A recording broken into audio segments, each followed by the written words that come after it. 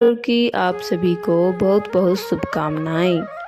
नवरात्रि के 9 दिन जगत जननी दुर्गा के 9 स्वरूपों की पूजा करने का विधान है।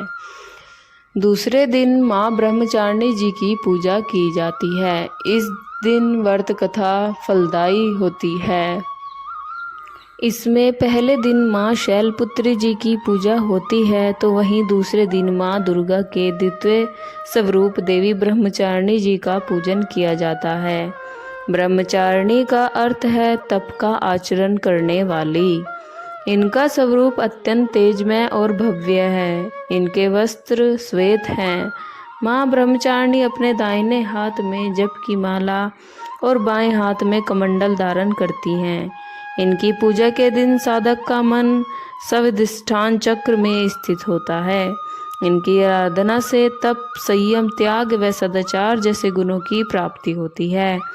माँ ब्रह्मचारिणी की कृपा से धैर्य प्राप्त होता है और मनुष्य कठिन से कठिन परिस्थितियों में भी अपने कर्तव्य से विचलित नहीं होता है, उसे विजय की प्राप्ति होती है। तो चलिए भक्तों, आओ सुनते हैं माँ ब्रह्मचारिणी जी की कथा। तो प्रेम से बोलिए माँ ब्रह्मचारिणी जी की जय।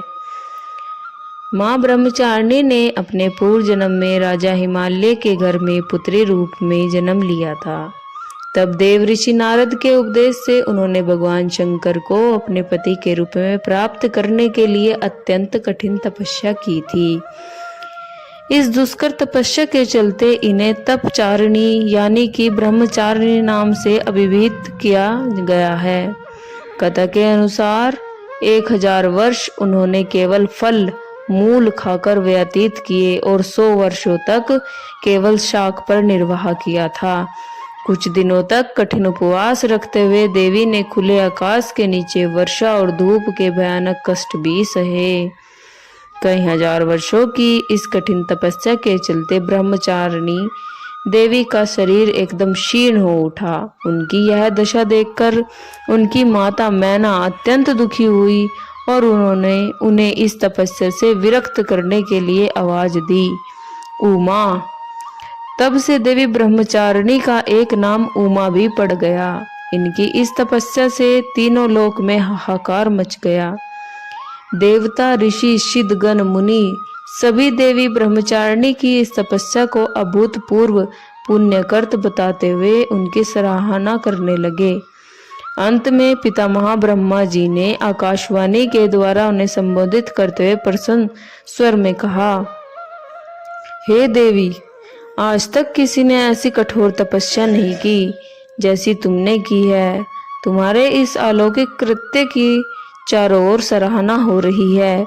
तुम्हारी मनोकामनाओं सभी परिपूर्ण होंगी।